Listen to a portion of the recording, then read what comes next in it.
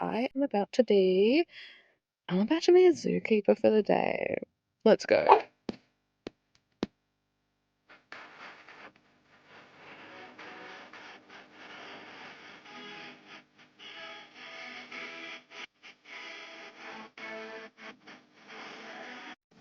The iconic Aussie experience.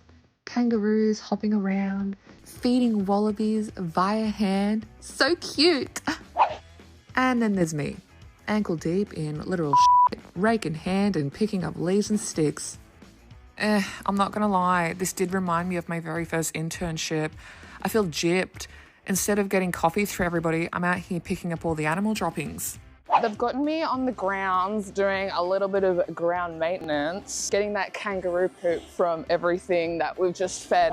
After surviving what can only be described as a bodily fluids endurance test, I was finally rewarded with a wholesome little stroll. Just me, the keepers, and a couple of deceptively adorable dingoes. Now, these aren't just any dingoes. Oh no, they're part of a conservation program at the Symbio Wildlife Park, which means they've been rescued and now live out their days being walked like chaotic little golden retrievers. It's all very wholesome until you remember that they're actually apex predators with trust issues. But for now, we stroll and give pats. Sit, sit. Oh, what a beautiful little dingo. My baby voice is so bad. Oh, you're so sweet. As much as I wanted to stay and cuddle with the dingoes forever, it was time to meet someone a little fluffier, but a lot more curious.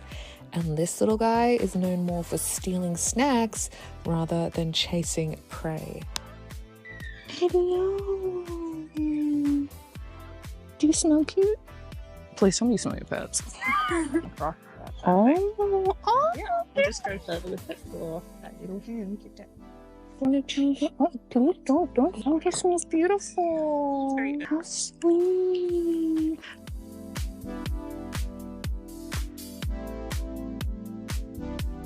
One minute, I'm delicately feeding a red panda like a princess in a Studio Ghibli film. And the next, I'm being mugged in broad daylight by meerkats. And honestly, these guys were my favorite. It was actually the highlight of my day.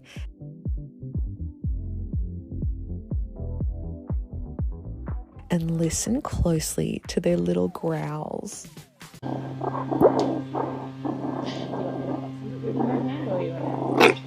Stop arguing. There's so much food for you all.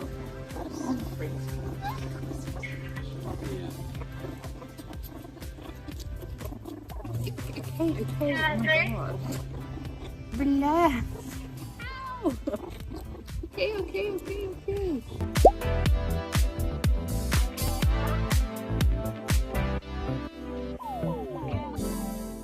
Being a zookeeper isn't just about feeding the animals, it's about real conservation work too. So I stepped into the quarantine zone to see just how the park is helping save endangered frogs and restore balance to the environment. So what is the reason that we've got to wear all of this stuff in this room today? So with the frog aspect of all of our conservation, we're mainly fighting chytrid fungus. So we do always wear our coats and our foot protection when we do come into these buildings. These traditionally are used as our treatment. So when we do go ahead and treat them, you can either do a heat treatment or you can go for a chemical treatment as well. So my lovely co-worker, yes, you heard correctly, co-worker, because remember I was a zookeeper for one day, so he was my co-worker. He was great. He had so much information and he was actually explaining to me here the treatment process. So you've got the tubs on the top and the tubs on the bottom and they're being treated for the kitchen virus.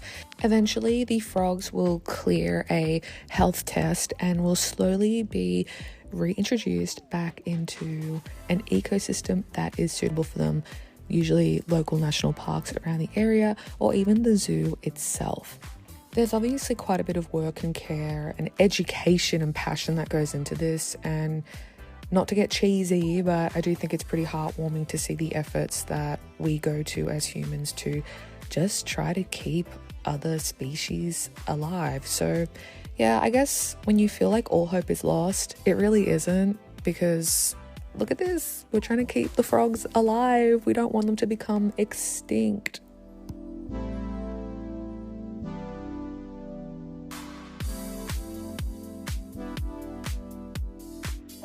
And if you're looking at this thing and you're like, what is that little gremlin? I know, it looks like a literal little gremlin. It's actually a pygmy marmoset. So here I am just spooning some acacia gum into like a little tree log here to encourage them to eat in a habitat or an environment that's as close to what they naturally would have in the wild. And look at this little pygmy marmoset gremlin looking thing. Would you believe she just gave birth? She is so tiny and snatched.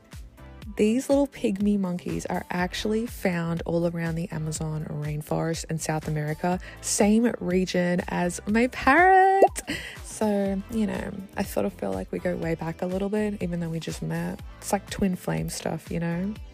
And there are all her children. So cute.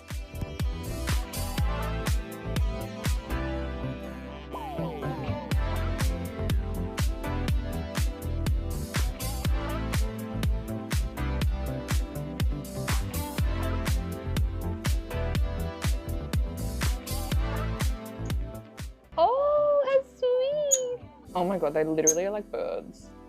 And speaking of birds, not this is a monkey, but... And you guys know how much I love birds. I've just entered into one of the bird aviaries in the wildlife park, one of my favorites. So let's have a look at what feathered friends there are to see. So I've got some mealworms to see maybe. Oh, ew, I can feel it moving in my hand. Eat the moving one, eat the moving one, ow.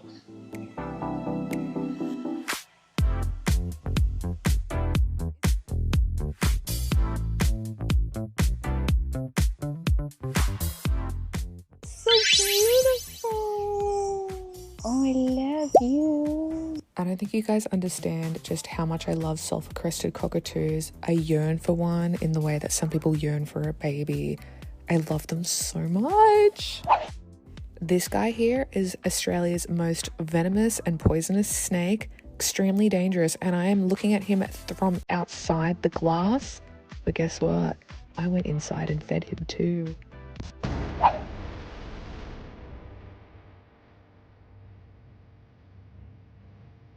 Oh, Jesus. Okay. Okay. Oh, Jesus Christ. Okay.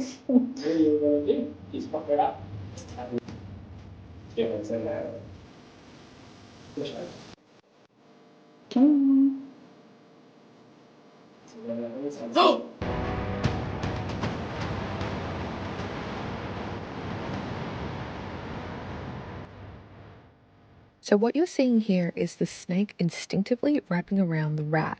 Don't worry, it's already dead and frozen. Of course, the snake doesn't know that. This is just how they're fed at the zoo. The snake is using its natural instincts to suffocate the prey before eventually eating it. And over here, I have a Burmese python, which is kind of heavy and making me a little bit nervous. These guys are apparently from Southeast Asia. Should I be nervous?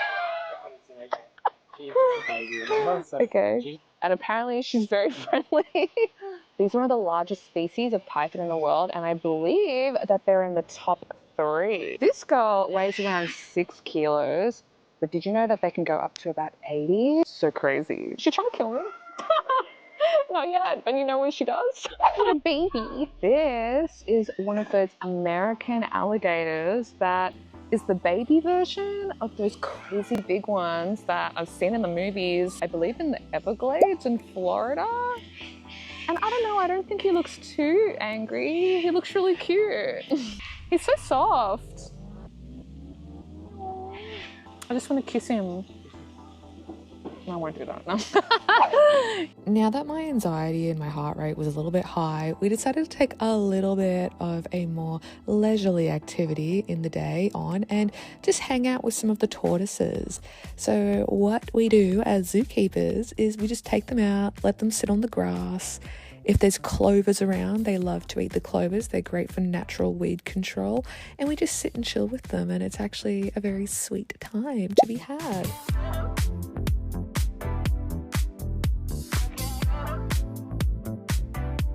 I just can't believe that they're actually warm. Oh, they're so cute. The next task today on being a zookeeper is to feed some koalas. So I have some native Australian eucalyptus and let's go feed that koala in the tree.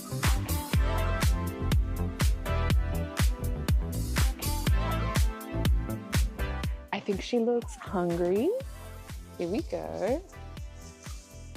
Oh, how cute.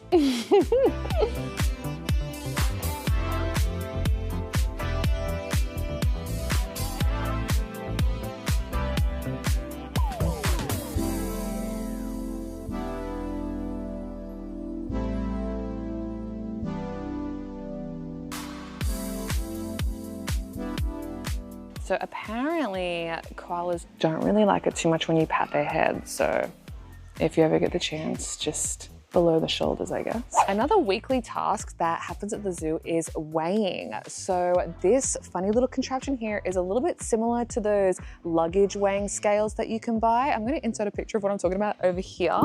But what happens is you place the koala on this branch and it will weigh the koala.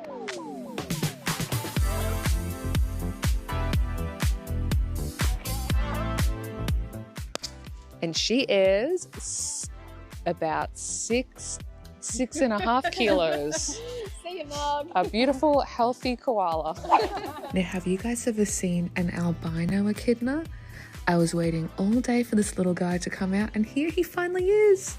We're going to be feeding an albino echidna today. Echidnas are anteaters and they eat insects, but it's a little bit difficult to get the exact amount, the whole amount of ants that they need to eat. So what the zookeepers do is they make, I guess, what you could call an ant smoothie.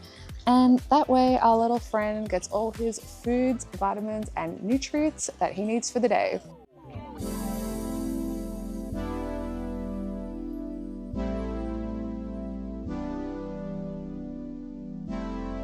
And so if you're watching this video and you think that you want to be a zookeeper as well, just know that at the end of the day, you're going to have to do a little bit of poop scooping, but hey, it's all part of the job and it's all in a day's work, right? Thank you guys so much for watching and hope you enjoyed today's video on me being a zookeeper. As always, I'll see you guys in my next video.